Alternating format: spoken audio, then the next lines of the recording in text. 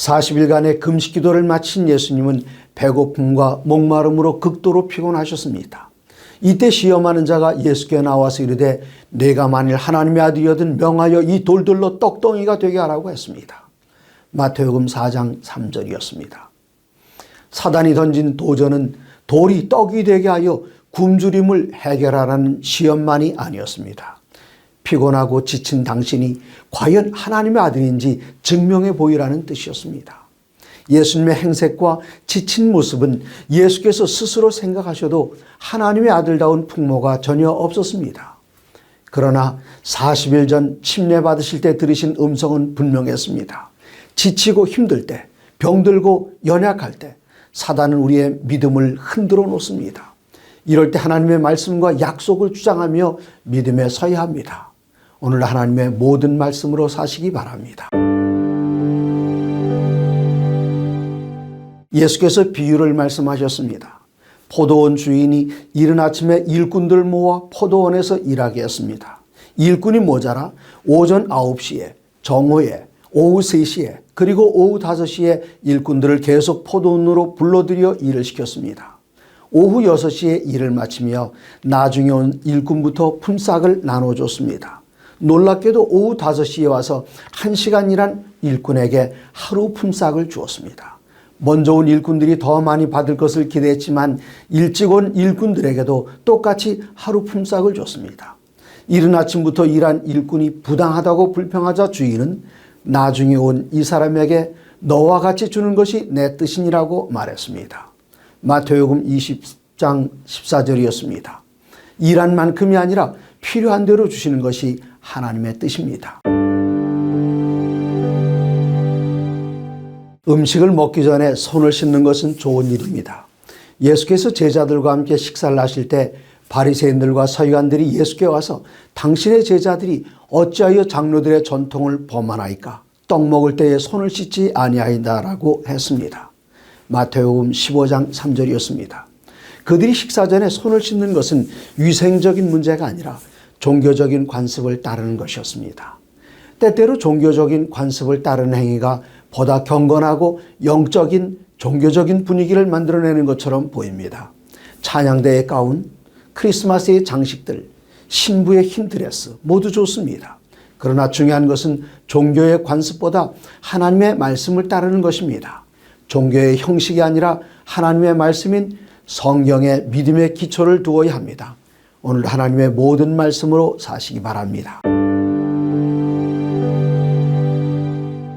보이지 않는 고릴라 실험이라는 것이 있습니다.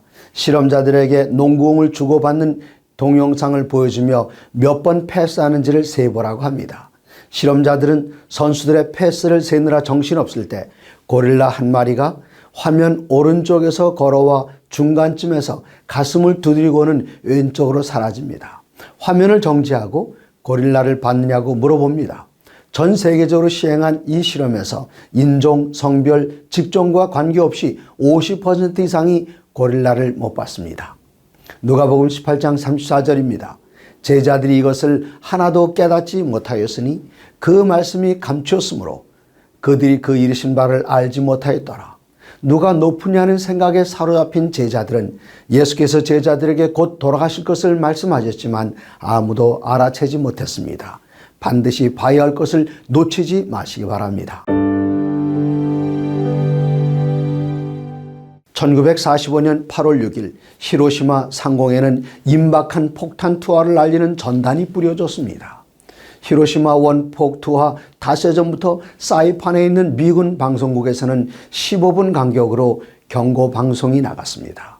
가공할 유력의 폭탄이 투하될 예정이니 히로시마에서 50km 이상 떨어진 곳으로 피하라고 했지만 위협으로 생각하고 떠나지 않은 사람들이 희생자가 되었습니다. 이사야 10장 3절입니다.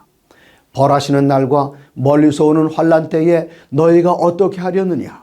누구에게로 도망하여 도움을 구하겠으며 너희의 영화를 어느 곳에 두려느냐? 공중에 버섯 구름이 피어오르는 것을 보고 피하려 할 때는 이미 늦었습니다. 성경은 다가오는 멸망에 대해서 경고하고 있습니다. 너무 늦기 전에 회개하고 하나님께 돌아와야 합니다. 하나님의 모든 말씀으로 사시기 바랍니다. 어렸을 때 동네 어머니들께서 모여서 하시는 말씀을 들으면 해산이 얼마나 어려운 일인지 알 수 있습니다. 어머니들이 아이를 낳으러 산실에 들어갈 때는 벗어놓은 신발을 뒤돌아본다고 했습니다. 다시 신을 신을 수 있을지 몰라서였습니다. 때로는 해산 과정이 어머니의 생명과 바꾸는 일이었습니다. 안전하게 아이를 낳는다 해도 아이들의 섬김을 받는 것이 아니라 아이를 섬기는 일이 남아 있습니다. 마가복음 10장 45절입니다. 인자가 온 것은 섬김을 받으려 함이 아니라 도리어 섬기려 하고 자기 목숨을 많은 사람의 대속물로 주려 함이니라. 어머니들이 생명을 내걸고 아이를 해산하고 평생 섬기는 것처럼 예수께서는 인류를 섬기고 마침내 생명을 내주시기에 오셨습니다. 예수님의 목숨과 섬기심을 얻은 영생을 다시는 뺏기지 마시기 바랍니다. 무슨 건물이든지 기초를 튼튼하게 세워야 합니다. 교회의 기초는 예수님이십니다. 성경은 예수님을 가리켜 모퉁이 돌이라고 기록했습니다. 예수께서는 마태복음 16장 18절에 또 내가 네게 이르노니 너는 베드로라. 내가 이 반석 위에 내 교회를 세우리니 음부의 권세가 이기지 못하리라고 하셨습니다. 성경은 여러 곳에서 하나님과 예수님을 반석이라고 묘사했습니다. 이 말씀에서 헬라어 원문을 살펴보면 베드로가 반석이 아니요 작은 돌 혹은 자갈임을 알 수 있습니다. 예수께서 반석입니다. 교회는 작은 돌인 베드로 위에 세워지지 않고 만세 반석이신 예수님 위에 세워졌습니다. 큰 바람이 몰려오면 큰 건물도 흔들립니다. 교회도 흔들리는 일이 있습니다. 그러나 만세 반석이신 예수님 위에 세워진 교회는 항상 안전합니다. 맹인으로서 직업을 갖지 못해 동량으로 살아가던 바디메오가 예수께서 지나가신다는 이야기를 전해 듣고 예수님께 도움을 청했습니다. 사람들이 조용히 하라며 꾸짖었습니다. 마가복음 10장 48절입니다. 많은 사람이 꾸짖어 잠잠하라되 그가 더욱 크게 소리질러 이르되 다윗의 자손이여 나를 불쌍히 여기소서 하는지라. 언제 다시 올지 모르는 구원의 기회가 왔을 때는 점잔을 빼고 앉아있을 때가 아닙니다. 어떻게 해서라도 구원의 기회를 붙들고 매달려야 합니다.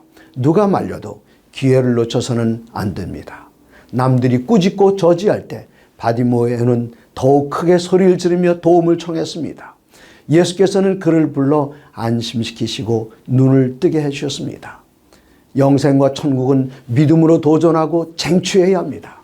하나님의 모든 말씀으로 사시기 바랍니다. 행함 없이 이론적인 그리스도인이 될 수는 없습니다.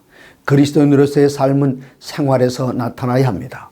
누가복음 5장 11절에서 예수께서는 대답하여 이르되 옷 두 벌 있는 자는 옷 없는 자에게 나눠줄 것이요 먹을 것이 있는 자도 그렇게 할 것이니라고 하셨습니다. 예수께서는 사랑을 입으로만 말씀하지 않으시고 가난한 자들을 돌보시고 병든 이들을 찾아가 고쳐주셨습니다. 성경을 공부할 구도자를 찾거나 설교를 들어줄 대상을 찾는 일이 쉽지 않을 수 있습니다.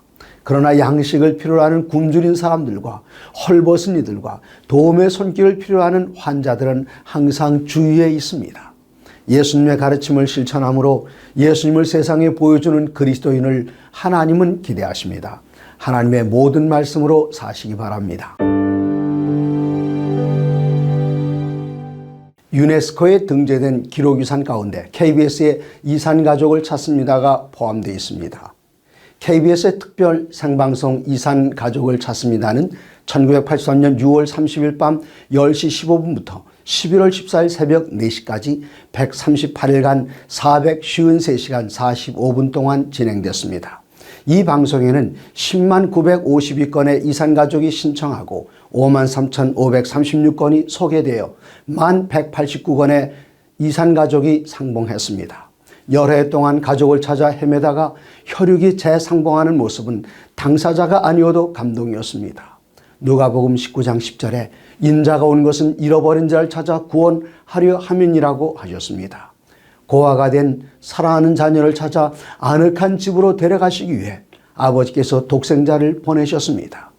아버지께서 애타게 기다리고 계시는 집으로 속히 돌아오시기 바랍니다. 아버지께서 기다리고 계십니다.